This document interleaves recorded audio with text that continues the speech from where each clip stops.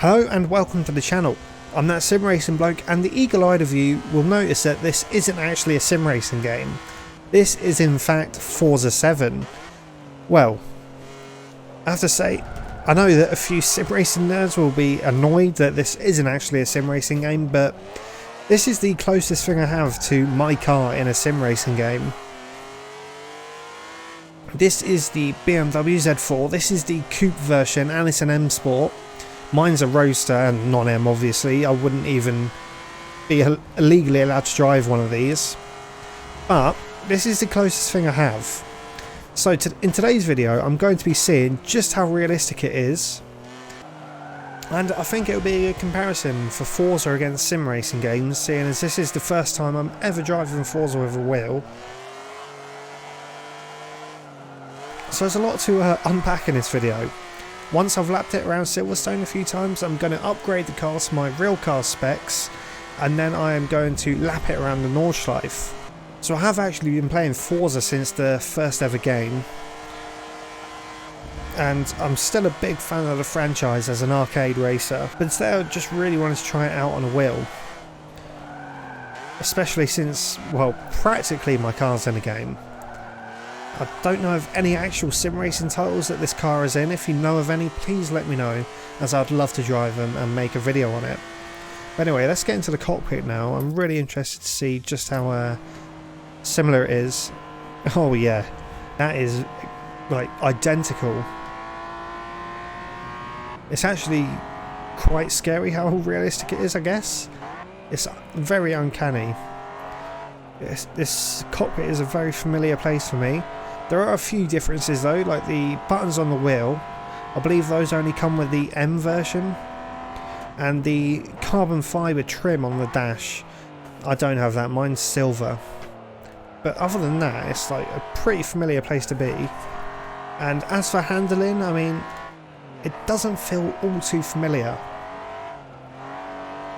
It just kind of feels very generic. Which, I mean, I guess that's the Forza thing. I have driven the GT3 version of this car in Assetto, and that car felt a lot more familiar, even though it is only a even though it's a GT3 car. Maybe this thing will feel a lot more familiar once I've sort of fixed out the bugs with some upgrades and lap it around the Nordschleife. I'm just trying to induce oversteer. The oversteer does feel quite familiar. If we go and... I don't even know the buttons for this game. If we take a look at the car, the cockpit is basically over the rear axle and the engine is just very far forwards and it's over the front. That makes for a very balanced car, but it's also very... well, it also can be very understeery and very oversteery. Basically acts as a pendulum both ways. It's a great handling car, but if you want to induce oversteer, you can do it very easily. I can't seem to do it in this game for some reason. There we go. To be honest, the oversteer does feel familiar. But now I think it's time to upgrade it and take it around the Nordschleife. So I'm going to want to upgrade shop, I guess. We'll start off with the... no, we don't want any of this. I guess we'll start off with the rims because they are the most exciting part. I haven't done many upgrades to this. I wanted to keep it as stock as possible. I don't think I'd even get insured on engine upgrades, let alone the M version. I'm trying to find the right rims. I know they're here somewhere because I used them before. Those do look kind of similar. I think we're going to go with those. 3,700, Jesus. Now we do have a wider rear, which looks like they're already on this car. Let's go one wider, why not? Okay, that seems good. Wait, what size are these? We want 17s. Does it tell you the rim size? It doesn't even tell you the inches of the wheels. I guess that's fine. Those look pretty similar anyway. And we have an exhaust.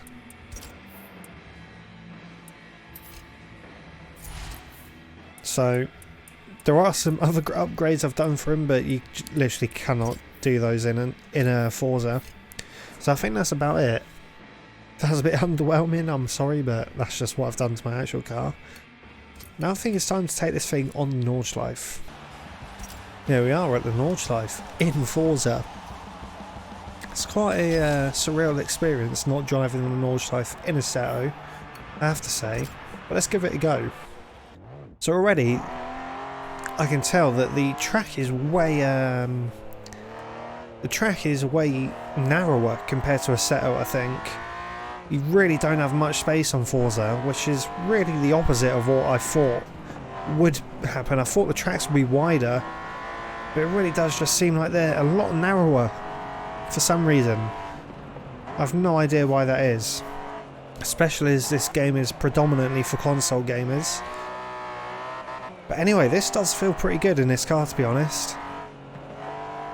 It just makes me want to lap the Nordschleife more in real life.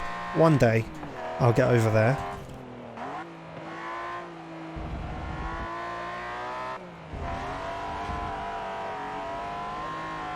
Yeah, this is definitely a lot narrower, although the scenery is a lot nicer. I have to say, the scenery is so much better than a Seto. There's many more trees, spectators and all that kind of stuff. But right there you can see the physics just aren't on par with a Seto at all. We should have spun there, but no, I saved it with just a little flick of the steering wheel. As we come up to Swedish cross now, let's see how this thing handles. We've got 150, and no, straight into the barrier.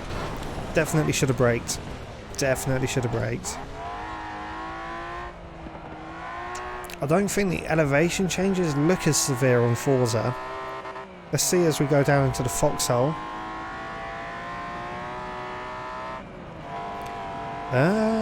No, this looks very, very flat compared to a Seto. Extremely flat, I'd say. Let's see if we can do the old... Oh no, we missed the curbing. Somehow we managed to grip through that. Let's see if we can use the same point. And yeah, I mean that worked pretty well, although the curbs are really flat here. You saw those curbs on the inside of the corners, those should be like brick walls essentially, but they were pretty much flat, which is quite a shame. You see we've got Rebel Tree there, shout out to the old Jimmer. And yeah, again, it's just very underwhelming in terms of Nordschleife experience. The Nordschleife should be scary and dangerous, but the curbs are flat, and it really does not make for an exciting driving experience, although it's still the Nordschleife in essence, really, isn't it? That corner is a lot scarier in Forza, I have to admit, after just saying all that. Coming up to the biggest braking zone on the circuit now. Yeah, very underwhelming again. Although, I have to say the car is handling pretty well. Oh, that scenery is very nice. Those houses, or I don't know what buildings they are, those buildings are a lot higher res in the Seto version.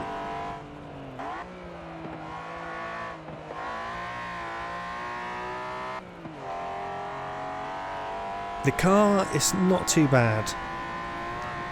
It could have been a lot worse, although I imagine in a proper simulator it would be a lot worse. What I found out is Forza is very forgiving in terms of physics. You can really throw the car around without spinning at all. I think I should have spun at least 4 times by now. Again, very nice scenery. There's a lot of trees for a console game. I'm playing this on Windows 10 though, but of course the game was primarily designed for consoles. The one thing I'm not sure about is the hand and wheel reflection on the glass. I mean, it looks nice, but it's quite annoying, to be honest. I know custom shaders patch for a Certo has started to do that, where they reflect the dash. I'm really just not a fan of it. I'd rather just see straight through the window. And we couldn't take it flat through Bravery Corner, but we're coming up to the carousel now. I'm very interested to see what the carousel looks like in Forza. I mean, all the curbs are flat, so I'm guessing the carousel might be completely flat too. Let's see. It's very nice you have those helicopters flying above too. It really adds to the immersion, I guess. Oh, the carousel is very flat. It's not as severe as it should be. And, oh, we just got ejected early there. I love all these spectators on the side too. That's something you don't get in sim racing games.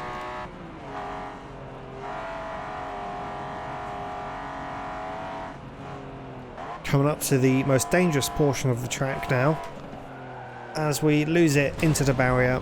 Yeah. So what I'm noticing is the usual sim racing tricks you use on the Nordschleife just aren't working. Maybe it's just the car, but I do not think it is, to be honest. You should have been able to take that flat all the way through. This part of the track looks completely different to what it should, I think. I think the designers of this Forza track have definitely taken some liberties here. This does not look familiar. Well, obviously the layout looks familiar, but the DNA of the track looks completely different here. See, that YouTube corner there looks all wrong. That should not look like that. Again, that little curb in there is very flat. It shouldn't be that flat. I'm getting very critical here now because it just does not look similar at all. But again, you see that scenery there, it's very nice. Let's see if the jump is here. The jump, again, it's been flattened out. Obviously, oh, my shoe's stuck behind the pedal. It's obviously very geared towards console drivers, this track. Which I'm not saying that's a bad thing. Obviously, the game is for console players, but if you're playing this on a wheel, you should definitely look for better games. There's definitely better games out there that you can play on a console. Project Cars 2, for example, or even Assetto Corsa. As we come up to the final few corners now, before the straight.